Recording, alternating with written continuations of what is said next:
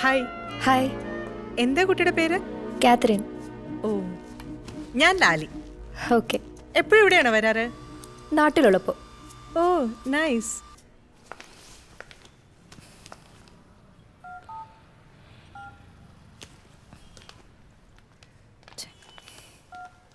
എന്തു പറ്റി Catherine? Car park ചെയ്തതിന്റെ ബാക്കിൽ വേറൊരു കാറിട്ട് ബ്ലോക്കായി. ഇപ്പൊ വണ്ടി എടുക്കാൻ പറ്റുന്നില്ല. അയ്യോടാ, ഇനിയിപ്പോ എന്ത് ചെയ്യും? അപ്പൊ കാണാം. ഓക്കെ. അല്ലെങ്കിൽ കാതറിൻ കയറിക്കോളൂ, ഞങ്ങൾ ഡ്രോപ്പ് ചെയ്യാം. അയ്യോ വേണ്ട ചേച്ചി, ഞാനൊരു ടാക്സി വിളിച്ചോളാം. അല്ലെങ്കിൽ വേറെ കാർ അയക്കാൻ പറയും. അതിനൊക്കെ കുറെ നേരം എടുക്കില്ലേ? കുട്ടി കയറിക്കോളൂ, വീൽ ഡ്രോപ്പ് ചെയ്യൂ.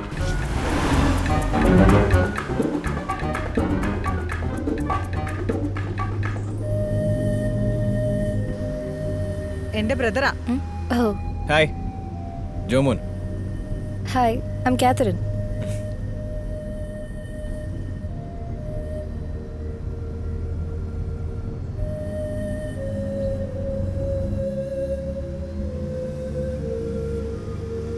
അയ്യോ, ഞാൻ മോക്ക് ബേബി ഫുഡ് വാങ്ങിക്കാൻ മറന്നുപോയി. നീ എന്നെ ഷാബാ മോളിന്റെ അവിടെ ഒന്ന് വിട്ടേക്കോ. എന്നിട്ട് നീ കൊച്ചിനെ വിട്ടിട്ട് വന്നിട്ട് എന്നെ എടുത്താൽ മതി. ശരി ചേച്ചി.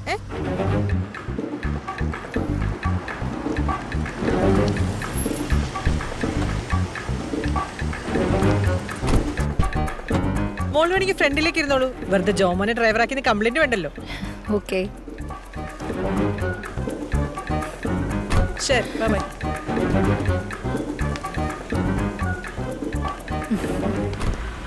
By. By.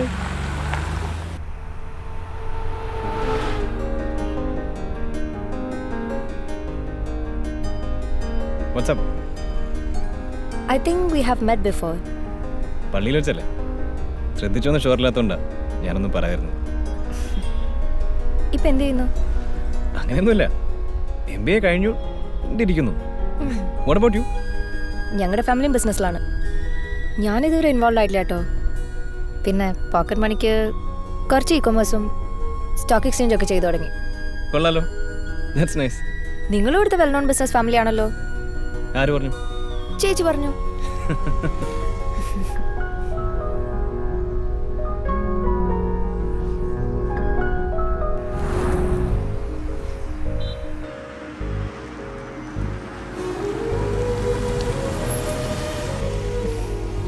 Anyway, nice to meet you. Nice to meet you too.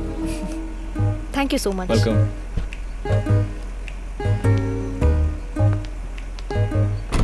Bye. Bye.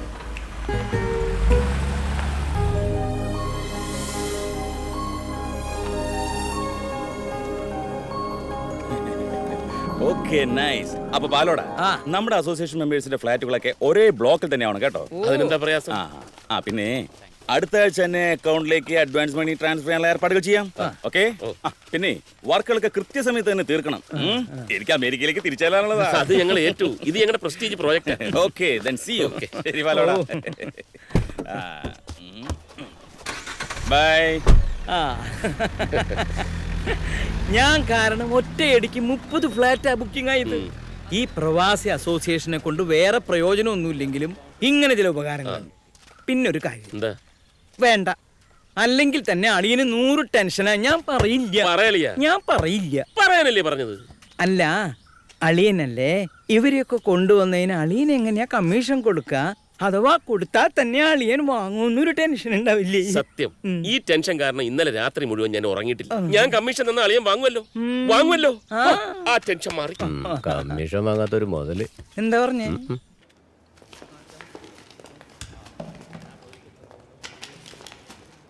Good morning sir. Good morning. ഇതാണ് ഞാൻ പറഞ്ഞ സർപ്രൈസ്. അപ്പനെ ജീൻസിനാ പോവാ? അതല്ല, ഈ കട ഞാൻ നിന്റെ പേരിൽ തുടങ്ങാൻ പോവുക. നിന്നെ ഇനി ഇങ്ങനെ കയറൂരി വിട്ടാ പറ്റില്ല. അപ്പൻ എന്റെ പേരിൽ എന്തെങ്കിലും തുടങ്ങുന്നതിന് മുമ്പ് എന്റെ താല്പര്യം കൂടി നോക്കണ്ടേ? എന്താ നിനക്കൊരു താല്പര്യ കുറവ്? ഇതെന്താ ന്യൂ ജനറേഷൻ അല്ലേ? പിന്നെ നിനക്കൊരു സഹായത്തിന് ടെക്സ്റ്റൈൽസിൽ നിന്ന് ടോണിയെ ഞാൻ ഇങ്ങോട്ട് മാറ്റിയിട്ടുണ്ട്. അപ്പൊ അതല്ല, എന്റെ എക്സാംസ്, അതിന് ചില പ്രിപ്പറേഷൻസ് ഒക്കെ ഞാൻ കുറെ കണ്ടതാ. ഇനി മതി. വേണമെങ്കിൽ പരീക്ഷ എഴുതാൻ കോയമ്പത്തൂരിൽ നിന്ന് പോയിട്ട് വന്നോ. ബാക്കി പഠിത്തമൊക്കെ ഇവിടെ. എന്തേ? ഒന്നുമില്ല.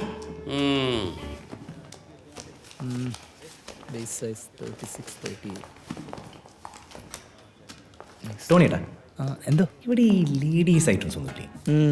ജെൻസ് മാത്രം മതി എന്നാണ് അപ്പം പറഞ്ഞിരിക്കുന്നത്. ചാർജ് ഞാൻ പുറത്തു കൊണ്ട് വരും. അല്ല, ഈ ചെറിയ കുട്ടികളുടെ ഐറ്റംസ് എങ്കിലും വെക്കായിരുന്നു. അതെ, ഈ ചെറിയ കുട്ടികളുടെ കൂടെ ചെറിയ അമ്മമാരും കയറി വരും. അപ്പൊ നിന്റെ ബിസിനസ്സിലെ കോൺസെൻട്രേഷൻ പോകും. തൽക്കാലം ജെൻസ് മതി. മതി.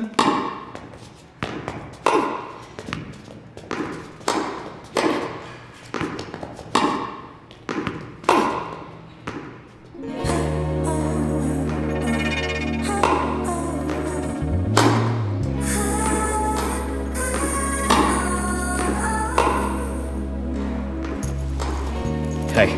ഹായ്.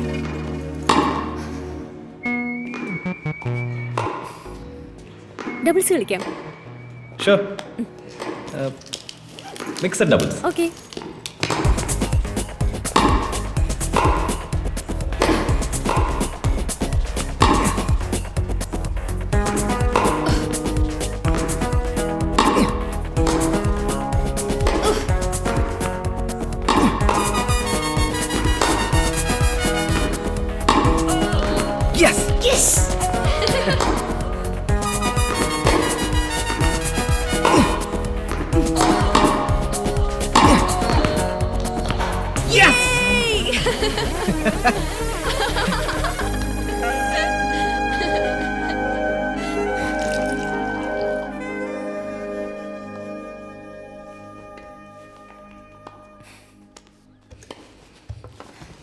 ജോമോന് ടെന്നീസിൽ ആരെയാ ഇഷ്ടം? ടെന്നീസിലെ ആരെയാ കൂടുതൽ ഇഷ്ടം? ഒറ്റ സെക്കൻഡ്. ഓക്കെ. ഷോപ്പിൽ നിന്ന് എന്തൊരു മെസ്സേജ്.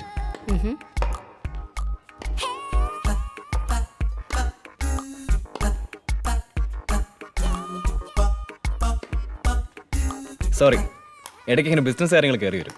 ഓ. ടെന്നീസിൽ എനിക്ക് മറിയ ഷറപ്പോവ, സാനിയ മിർസ, ബ്രിട്ടന്റെ ലോറ റോബ്സൺ, പിന്നെ റൊമേനിയയുടെ സൊറാന ക്രിസ്റ്റി, റഷ്യയുടെ മറിയ കെർലിങ്കോ, ഇവരൊക്കെ നല്ല. ഈ ടെന്നീസ് കളിക്കുന്ന സകല പെമ്പിള്ളേരും ശരിക്കും ഹോട്ടാട്ടോ. പക്ഷെ അവരാരെങ്കിലും എന്നെ ഇതുപോലെ ഒരു കാപ്പിക്ക് ക്ഷണിച്ചിരുന്നെങ്കിൽ ഞാൻ പോകില്ലായിരുന്നു. ഓഹോ. സത്യം. പക്ഷെ കാതറിന് ഇപ്പോൾ ഒരു കാപ്പി കുടിക്കണമെന്ന് പറഞ്ഞപ്പോൾ എനിക്ക് എന്താ പറ്റിയെന്ന് എത്ര ആലോചിച്ചോട്ട് പിടിയും കിട്ടുന്നില്ല. ഞാനൊരു കാര്യം പറഞ്ഞാൽ കാതറിന് വിഷമാവും. എന്താ? അല്ലെങ്കിൽ വേണ്ട, വിഷമാവും. ഹേയ് കം ഓൺ, എന്താന്ന് പറയൂ. വേണ്ട, പ്ലീസ് പറയൂന്നേ. വേറൊന്നുമല്ല, യു ആർ സോ സോ സുന്ദരി. കണ്ടില്ലേ, ഇതാ ഞാൻ പറഞ്ഞ കുട്ടിക്ക് വിഷമാവും. Sorry, very sorry. ഞാൻ വെറുതെ ഒരു നുണ പറഞ്ഞതല്ലേ, കാര്യമാക്കണ്ട. അത്രയ്ക്ക് സുന്ദരിയൊന്നുമല്ല.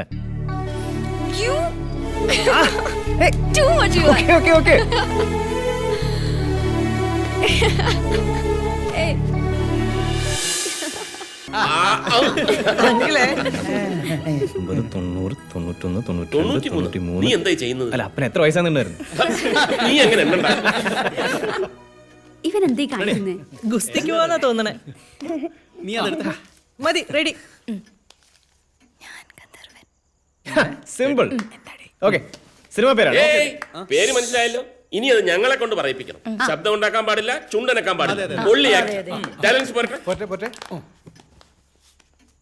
നീ നീയല്ലേ? താൻ തോന്നി.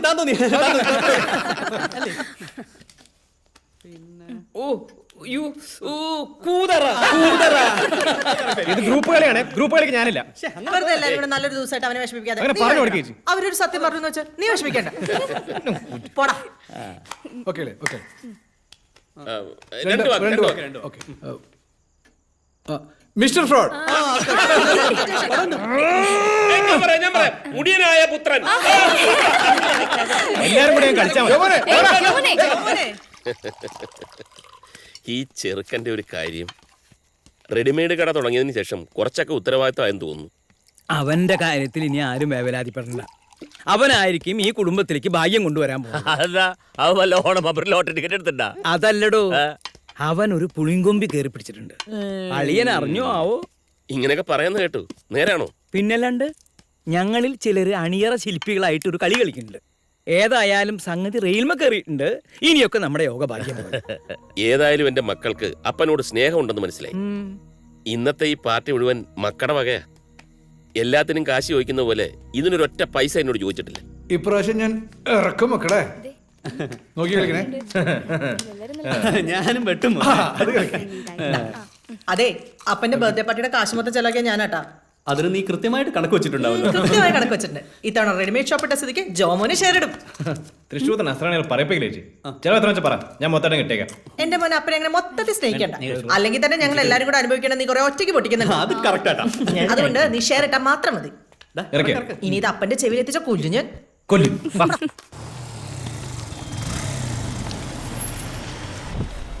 രാവണി, ജോമോന്റെ കട ക്ലിക്കായി കേട്ടോ. കണ്ടില്ലേ തിരക്ക്? ആ കുറച്ചുകൂടി നേരത്തെ ചെയ്യണ്ടായിരുന്നു കേട്ടോ അതൊക്കെ. വാ ഒന്ന് ഇറങ്ങി നോക്കാം. ഒരു ഷർട്ട് കൊടുക്കാം. അവനൊരു പ്രോത്സാഹനമാണ്.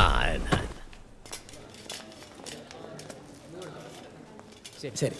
ആ അപ്പൊ ഓക്കെ. ആ ഇത് പാക്ക് ചെയ്തു. രാവണി ഒരു ഷർട്ട് എടുത്തോളൂ. എനിക്ക് റെഡിമെയ്ഡ് ഒന്നും പറ്റണ. അപ്പൊ അടുത്ത ആഴ്ച രണ്ടുപേരും വരിക, അച്ഛനും അമ്മയായിട്ടും വരിക. ശരി, താങ്ക് യു. അത് 6114. ടോണി, ഇതിന്റെ ബില്ലിങ് തന്നെ ഇപ്പൊ തന്നെ പേ ചെയ്തേക്കാം. മകനായാലും അപ്പനായാലും കണക്ക് കണക്കായിരിക്കണം. അയ്യോ സാർ ഇതിന് പേ ചെയ്യണ്ട. ഇത് സാറിന് എന്റെ വക ഒരു സമ്മാനമായിട്ടിരിക്കട്ടെ. അതെന്തിനാ ടോണി നിന്റെ വക? അല്ല, ഞാൻ കുറച്ചാൾ സാറിനോട് ജോലി ചെയ്തല്ലേ, അതുകൊണ്ട്. ജോമോനോടെ? ജോമോൻ ഇപ്പൊ വരാറില്ല. വരാറില്ലേ? ഒരു 15 ദിവസം മുമ്പ് ജോമോൻ ഈ കട എനിക്ക് വിറ്റു. നിനക്ക് വിക്കേ? എത്രക്കാ കച്ചവടം? 40 ലക്ഷം. 40 ലക്ഷത്തിനോ? കട തുടങ്ങാൻ 70 ലക്ഷത്തോളം ചെലവായത് നിനക്കറിയായിരുന്നില്ലേ ടോണി? 8 കൊല്ലം മുമ്പ് നീ എന്റെ മുന്നിൽ വന്ന് നിന്നപ്പോ നിന്റെ മുഖത്തൊരു സത്യം ഉണ്ടായിരുന്നു. അത് കണ്ടിട്ടാ നിന്നെ ഞാൻ ജോലിക്കെടുത്തത്. പക്ഷെ ഇപ്പോ അത് ജോമോൻ. കടയിൽ വരുന്ന കസ്റ്റമേഴ്സ് മുഖത്തേക്ക് നോക്കുമ്പോൾ നീ ഇങ്ങനെ പതറി നിൽക്കരുത് ടോണി. അവരുടെ വിശ്വാസം പോവും. അതൊന്ന് ശ്രദ്ധിച്ചാൽ മതി.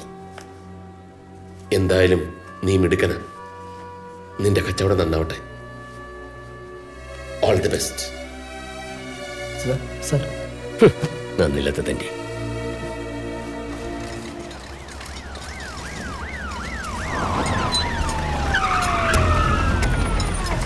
ആ നിർത്ത് സ്റ്റോപ്പ്. പാടം നികത്തി കൺസ്ട്രക്ഷൻ നടത്തിയതിന് ഹൈക്കോടതി സ്റ്റേ ഓർഡറാ. കേന്ദ്ര പരിസ്ഥിതി വകുപ്പിന്റെ ക്ലിയറൻസ് വാങ്ങിയിട്ടില്ല.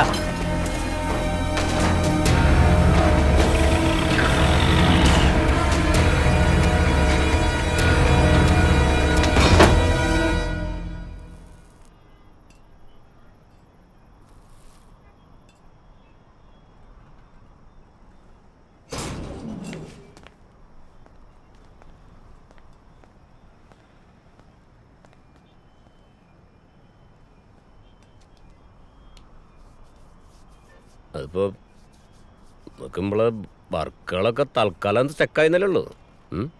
നമുക്ക് മേൽക്കോടതി പോന്നേ. അതൊന്നും പെട്ടെന്ന് നടക്കില്ല. വേണ്ട, പെട്ടെന്ന് നടക്കണ്ട, സാവധാനം നടക്കുമല്ലോ. അതുവരെ നമുക്ക് നമ്മളെ മറ്റുള്ള ബിസിനസ്സിലായിട്ടാണ് മുന്നോട്ട് പോവാം. അല്ലാണ്ടെന്താ?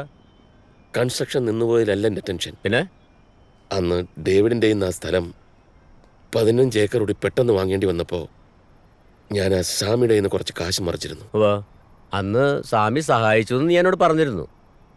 സ്വാമി വെറുതെ സഹായിക്കൂ രാവണി. പിന്നെ സ്വാമി പലിശയുടെ ആളാന്ന് എനിക്കറിയാം. പക്ഷേ പ്രോജക്റ്റിന്റെ പകുതിയിൽ കൂടുതൽ അഡ്വാൻസായി വിറ്റുപോയപ്പോൾ നീ പറയുന്ന എൻ്റെ ആ കോൺഫിഡൻസ് കുറച്ചധികം കൂടിപ്പോയി. ചെറിയൊരു സമയത്തേക്കുള്ള റോളിംഗ് അല്ലേ എന്ന് കരുതി സ്വാമി ചോദിച്ച കൊളാറ്ററൽ സെക്യൂരിറ്റി എല്ലാം രജിസ്റ്റർ ചെയ്ത് കൊടുത്തിട്ടാ സ്വാമി എനിക്ക് കാശ് തന്നു. ടെക്സ്റ്റൈൽസും ട്രാൻസ്പോർട്ട് കമ്പനിയും മറ്റു സ്ഥലങ്ങളും എന്തിന്, ഇരിക്കുന്ന വീടും കാറും അടക്കം എല്ലാം ഇപ്പൊ സ്വാമിയുടെ പേരില്ല. നീ എന്ത് പോക്കിട്ടതേ കാണിച്ചു പിടിച്ചിട്ടേ? ഇതൊക്കെ നിങ്ങൾ ചെയ്യുമ്പോ എന്നോടെങ്കിലും വാക്ക് ചോദിക്കാറില്ല എനിക്ക് അല്ലേ? നീ ഒരിക്കലും സമ്മതിക്കില്ലെന്നറിയായിരുന്നു. മക്കളോട് പോലും ഞാൻ ആലോചിച്ചില്ല.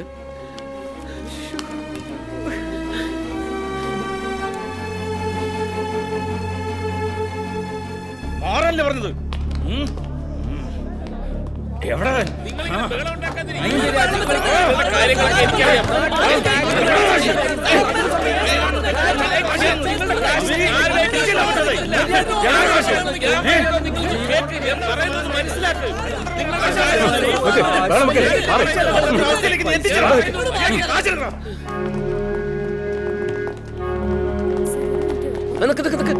എന്താടാ എന്തിനാ സാറേ വിൻസെന്റിനെ കൊണ്ടോണ്? ഫ്ലാറ്റ് കൊടുക്കാന്ന് പറഞ്ഞ് പണം വാങ്ങി ആളെ പറ്റിച്ച് ആക്ഷൻ എടുക്കട്ടെ. അതിന്റെ ഉടമസ്ഥന്റെ പേരിലല്ലേ ആക്ഷൻ എടുക്കുന്നുണ്ട്. ഞാൻ രാവുണ്ണി, ചെറുപറമ്പിൽ മാധവൻ മകൻ രാവുണ്ണി. ആ സ്ഥലം എന്റെ പേരില. ഞാൻ ആ പ്രൊജക്ടിന്റെ ഉടമസ്ഥൻ.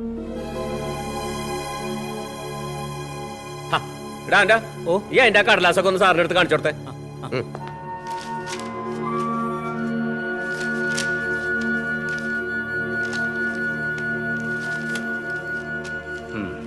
സാർ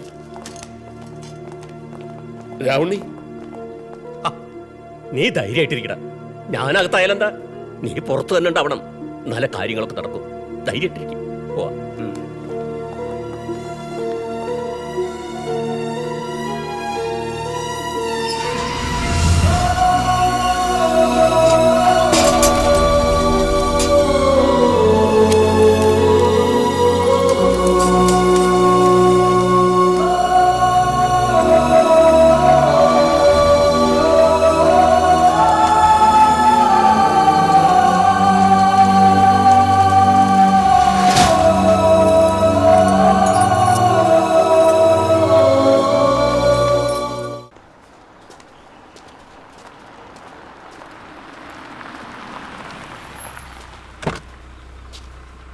അപ്പം വാ.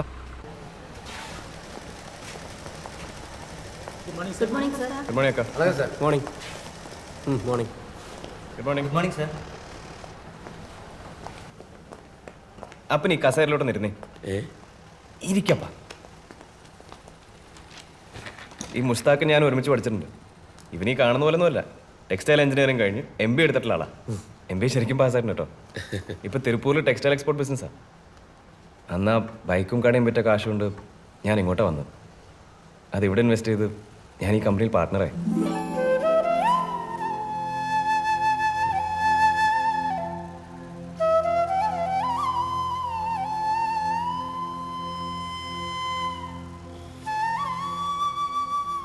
TV-യിലും പത്രങ്ങളിലുമൊക്കെ പലതരം ദുരന്തങ്ങളുടെ വാർത്ത കാണുമ്പോൾ നമ്മൾ ദൈവത്തെ ശപിക്കും. ഭൂകമ്പങ്ങൾ, യുദ്ധങ്ങൾ, സുനാമി, എത്ര ആളുകൾ മരിച്ചു വീഴുന്നു. ഒരു ഭൂപ്രദേശം തന്നെ ചിലപ്പോൾ ഒറ്റ ദിവസം കൊണ്ട് ഇല്ലാതാവും. പക്ഷേ വീണ്ടും തുടങ്ങാൻ വേണ്ടി ഒരു പുൽക്കൊടി അങ്ങേര് ബാക്കി വെച്ചിട്ടുണ്ടാവും, അല്ലേടാ? മുഷ്താഖെ, ഞാനിവിടെ ഇരുന്നൊരു സിഗരറ്റ് വലിച്ചോട്ടെ? അയ്യോ, അതിനെന്താ?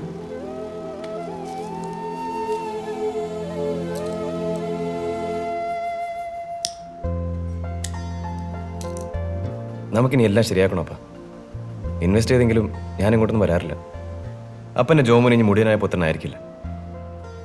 നാളെ മുതൽ ഞാൻ കൃത്യമായ കമ്പനിയിൽ വരും, ഇവനൊരു സഹായമായിട്ട്. അല്ലാതെ മുസ്താഖെ? അതെ അതെ. അപ്പൊ എനിക്കൊന്ന് റിലാക്സ് ചെയ്യാലോ.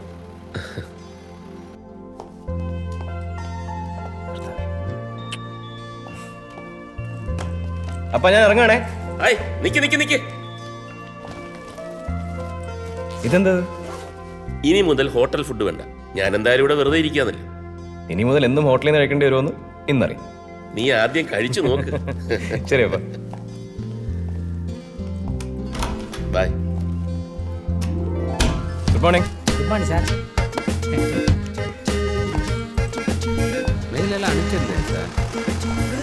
Good morning. മോർണിംഗ്. ഞാൻ അകത്തല്ലോ. ക്ലയൻസ് ഒരുപാട് പേരുണ്ടല്ലോ പറയട്ടെ. എല്ലാവരും ഓർഡർ തരാൻ വന്നായിരിക്കും അല്ലേ?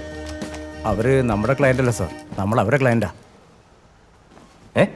ഞാൻ വിളിക്കാം, സാറ് തന്നെ സംസാരിക്കും.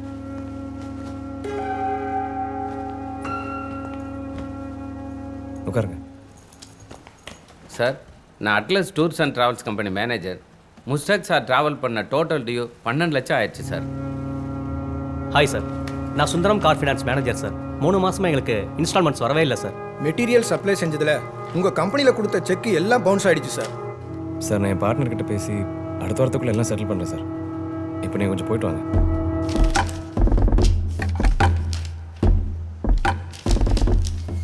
ഓർഡർ എടുക്കാനാണെന്ന് പറഞ്ഞ് എപ്പോഴും വേൾഡ് ടൂറാണ് സാർ. ബിസിനസ് ക്ലാസ്സിൽ യാത്ര ചെയ്യും, സ്റ്റാർ ഹോട്ടലിൽ താമസിക്കും, വില കൂടെ കാറേ ഓടിക്കും. കമ്പനിയുടെ റിയൽ സിറ്റുവേഷനായി മാച്ച് ചെയ്യാത്ത ഇമാജിനറി വേൾഡാണ് പുള്ളിയുടെ ലൈഫ്. മൂപ്പരായിട്ട് കൊണ്ടുവന്ന കാശ് മുഴുവൻ പൊടിച്ചു കളഞ്ഞു. അപ്പോഴാ കുറേ കാശും കൊണ്ട് സാറിൻ്റെ വരവ്. I am very sorry to say this is a sinking ship. ഈ കമ്പനിയിൽ നിന്ന് എൻ്റെ ലാസ്റ്റ് ഡേ ആണ് സാർ. എൻ്റെ കുട്ടികളൊക്കെ പഠിക്കുക, മുന്നോട്ട് പോകണമെങ്കിൽ വേറെ ജോലി നോക്കിയേ പറ്റൂ. സാറൊരു പാവാൻ തോന്നിയോണ്ട് ഒന്ന് പറഞ്ഞിട്ട് പോവാന്ന് കരുതി.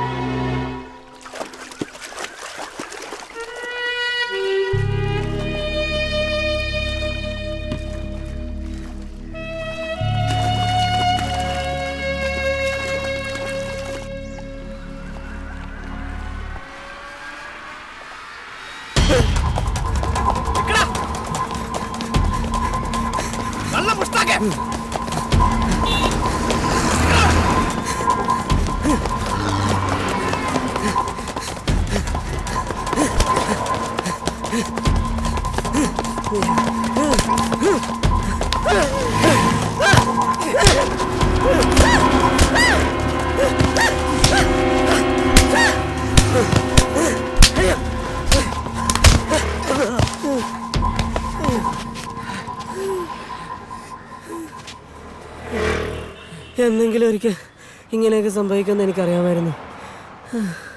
അല്ല, നിന്റെ സ്ഥാനത്ത് ഞാനായിരുന്നെങ്കിൽ ഇങ്ങനെയൊക്കെ സംഭവിക്കൂ. നീ കിടന്ന് മൂങ്ങി നിന്റെ തലമണ്ട ചവിട്ടി പൊട്ടിക്കും. അവസാനത്ത് പിടിവള്ളിയും കൈവിട്ട് പോയത് പാവപ്പുറം ഞാൻ എങ്ങനെ പറയാൻ കർത്താവേ.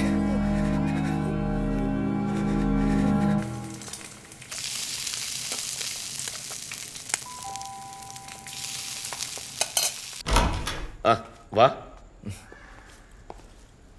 എന്താണ് നിനക്കൊരു ക്ഷീണം? ഒന്നുമില്ല. ആ, ജീവിതത്തിൽ ആദ്യമായിട്ട് പണിയെടുക്കുമ്പം ഇങ്ങനെയൊക്കെ ഉണ്ടാവും. നീ കുളിച്ച് റെഡിയായി വരുമ്പോഴേക്കും നല്ല ചൂട് പുട്ടും ഉഗ്രൻ ചിക്കൻ കറിയും റെഡി. അടിപൊളി.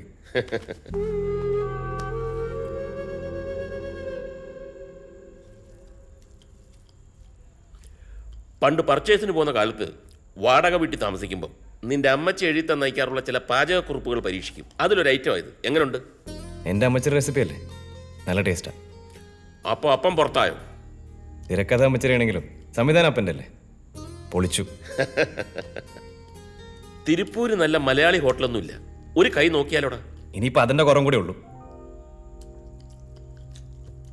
ജോമോനെ, നിനക്കെന്തെങ്കിലും ടെൻഷനുണ്ടോ?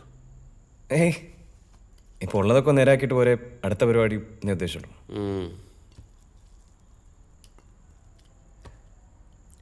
ഞാനിന്ന് ആൽഫിയെ വിളിച്ചിരുന്നു. ആളൊരു മൂരാച്ചിയാണെങ്കിലും കേസ് നടത്താനുള്ള പണം അവനും അവൻ്റെ അളിയന്മാരോട് ഒപ്പിക്കാമെന്ന് പറഞ്ഞു. രാവുണ്ണി ഇപ്പോഴും അകത്താണല്ലോ, അതുകൊണ്ട് നാളെ നീ തൃശ്ശൂർ വരെ ഒന്ന് പോകണം. ശരിയപ്പാ. നീ പറഞ്ഞതൊക്കെ മനസ്സിലായി. കേസിന് കാശ് മുടക്കാൻ സമ്മതിച്ചതേ അത് ഞങ്ങൾക്കൂടെ അനുഭവിക്കേണ്ട സ്വത്തായോണ്ട് തന്നെയാണ്. അല്ലാണ്ട് ആർത്തി മൂത്ത് ആരോടും ഒരു വാക്ക് പറയാതെ ഇരിക്കണ വീടും പണയപ്പെടുത്തി വലിയ കളി കളിക്കുമ്പോൾ അപ്പനോടെ വലിയ സിമ്പതി ഉണ്ടായിട്ടൊന്നും അല്ല. ഇന്നലെ ഞങ്ങൾ വക്കീലിൻ്റെ അടുത്ത് പോയിരുന്നു. പുള്ളിക്കാരൻ വക്കാലത്ത് ഏറ്റെടുത്തു. ഞങ്ങൾ അപ്പം തന്നെ അഡ്വാൻസ് കൊടുത്തു. ബാക്കി വരുന്ന കാശ് ഞങ്ങൾ തന്നെ പുള്ളിക്ക് നേരിട്ട് കൊടുത്തോളാം എന്ന് വെച്ചാൽ അപ്പം തന്ന കടയും പൂട്ടി സ്ഥലം വിട്ട നിന്നെ ഞങ്ങൾക്ക് വിശ്വാസം ഇല്ലാന്ന്. എന്നെ ആരും വിശ്വസിക്കേണ്ട, എനിക്കാരെയും കാശും വേണ്ട. പക്ഷെ ഹോസ്പിറ്റലിൽ വരുന്ന രോഗികളുടെ ചങ്കും കരളും പഠിച്ചെടുക്കുന്നതിൻ്റെ ആറ്റിറ്റ്യൂഡ് ഉണ്ടല്ലോ, അത് നമ്മുടെ അപ്പനോട് തന്നെ കാണിക്കണം ചേട്ടാ. എന്താടാ നീ പറഞ്ഞേ? നിന്നോട് ആരാ പറഞ്ഞ അപ്പനെ തമിഴ്നാട്ടിൽ കൊണ്ടിടാൻ? അതൊക്കെ കഴിഞ്ഞില്ലേ ചേച്ചി, ഇനി എന്താ വേണ്ടേന്നല്ലേ നമ്മൾ ആലോചിക്കേണ്ടേ? നീ മിണ്ടാതിരിക്കാൻ. അപ്പനെ നീ ഇങ്ങോട്ട് തന്നെ കൊണ്ടുവരും. മരിക്കുന്നവരെ ഞങ്ങൾ നോക്കിക്കോളാം അപ്പനെ. നീ നോക്കും ചേച്ചി, എനിക്കറിയാം. എന്നിട്ട് അപ്പം കഴിച്ച ഭക്ഷണത്തിൻ്റെയും വലിച്ച സിഗരറ്റിൻ്റെയും കണക്കൊക്കെ ഒരു പുസ്തകത്തിൽ എഴുതി നീ ഷെയർ ചെയ്യിക്കും. അവസാനം കടക്കാർ വന്ന് അപ്പനൊരു ശല്യമാകുമ്പോൾ വല്ല ഓൾഡ് ഏജ് ഹോമിൽ കൊണ്ടുവിടും. എന്നിട്ട് അതിന് ചിലവായ കാശിന് ഷെയർ ഒന്ന് ചോദിക്കും. അവള് പറഞ്ഞതിന് ഒരു തെറ്റുമില്ല. അപ്പൻ ഇത്രയും നാൾ സമ്പാദിച്ചത് മുഴുവൻ അപ്പൻ തന്നെ നശിപ്പിച്ചില്ലേ? എല്ലാം നശിപ്പിച്ചല്ലോ ഡോക്ടർ അൽഫോൻസ്. നിന്റെ ഈ ഡോക്ടർ സ്റ്റേറ്റസും പെങ്ങന്മാരിയിരിക്കുന്ന വെൽ സെറ്റിൽ ഭർത്താക്കന്മാരൊക്കെ അപ്പൻ്റെ സമ്പാദ്യങ്ങൾ തന്നെയാണ്. അതൊന്നും ഇപ്പോഴും നശിച്ചിട്ടില്ലല്ലോ. എനിക്ക് വേണ്ടി അപ്പൻ ചിലവാക്കിയത് മാത്രമേ വേസ്റ്റ് ആയിട്ടുള്ളൂ. അപ്പൻ്റെ മക്കളിൽ ഞാൻ മാത്രമേ വേസ്റ്റ് ആയിട്ടുള്ളൂ.